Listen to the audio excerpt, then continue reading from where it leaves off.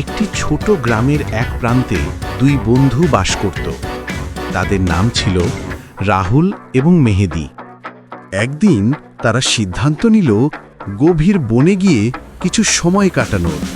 যেই কথা সেই কাজ। পরের দিন সকালে তারা বনের পথে রওনা দেয়। তারা খুশি মন নিয়ে বনের পথে হাঁটছিল।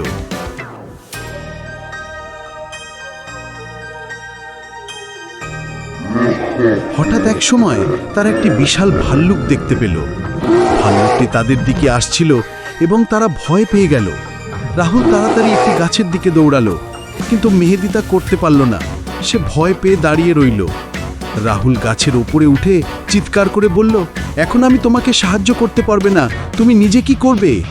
মেহেদি জানত যে সে ভাল্লুকের বিরুদ্ধে কিছুই করতে পারবে না। তাই সে খুব তাড়াতাড়ি মাটিতে পড়ে গেল এবং শ্বাসরোধ করে মৃত মানুষের মতো আচরণ করতে লাগল। ভাল্লুক তাকে দেখতে পেয়ে কিছুক্ষণ নড়ে চড়ে দাঁড়িয়ে রইল।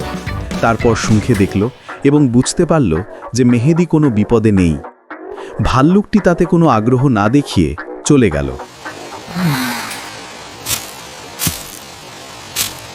রাহুল গাছ থেকে নেমে মেহেদিকে জিজ্ঞেস করল, তুমি ভাল্লুকের সামনে এমনভাবে পড়ে থাকলে কেন?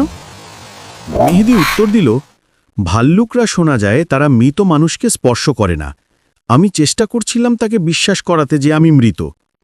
তারা দুজনেই হাসছে, একে অপরের প্রতি প্রশংসা এবং শান্তির মুহূর্ত ভাগাভাগি করছে। তারা যখন বনের পথে ফিরে হাঁটছে, তাদের বন্ধুত্ব আগের থেকে আরও শক্তিশালী মনে হচ্ছে।